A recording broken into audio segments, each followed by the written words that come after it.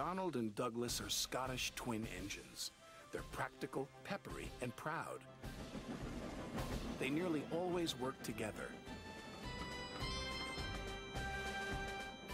One day, Donald and Douglas were chuffing through the countryside, hauling a heavy load. Down the line, Trevor the traction engine had been struggling with a big cartload of hay. Crossing the tracks, the cart's wheels had broken off. Then Trevor heard a whistle. "Oh no!" Trevor cried. Donald could see the cart.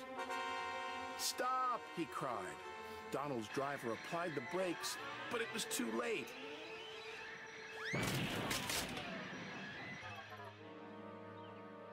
Luckily, no one was hurt. "Stop being pushy," Donald snapped. "Don't call me pushy," Douglas snapped back.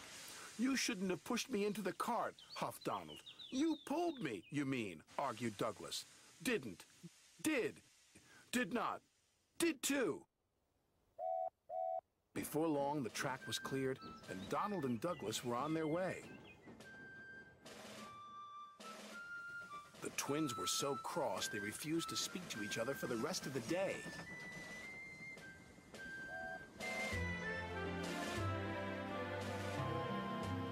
The next day, Sir Topham Hatt needed an engine to help Duck at the smelter's yards. "May I go, sir?" said Donald eagerly. "I only need one engine," said Sir Topham Hatt, "not two." "I am only one engine, sir," said Donald, "and I would like to work with Duck." Sir Topham Hatt was surprised, but agreed. Thomas was worried. "Won't you miss one another?" he asked. "I know I'd miss Annie and Clarabelle. I'll work better on my own," sniffed Douglas. "I have work to do," huffed Donald. At first, Donald enjoyed working with Duck.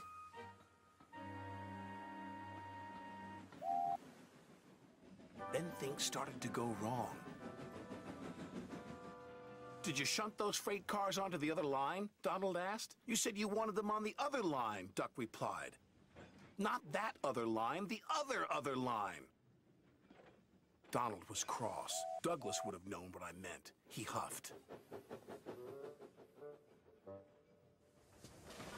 Douglas was working on his own. He chuffed dutifully through the beautiful countryside. But Douglas had no one to share it with. Although he tried not to, he was beginning to miss his twin.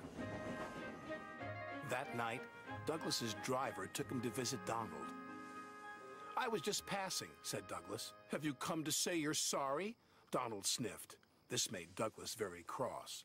"I've nothing to be sorry for," he said, and steamed away in a huff.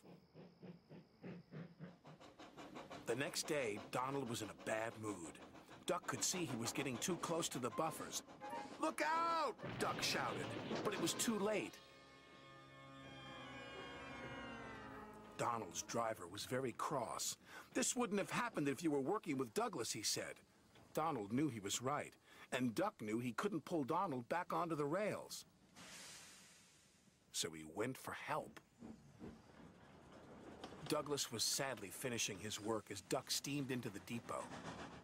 "Donald is in trouble," said Duck. "Donald in trouble," Douglas cried. "I'm on my way." And he steamed off as fast as he could.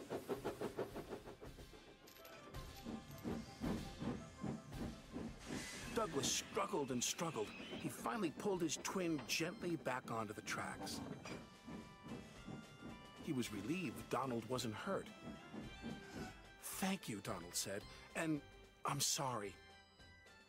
"No, I'm sorry," said Douglas. "I'm sorry," insisted Donald. "Don't argue about who's sorry," chuckled Duck. "Just be glad you're back together." And they were.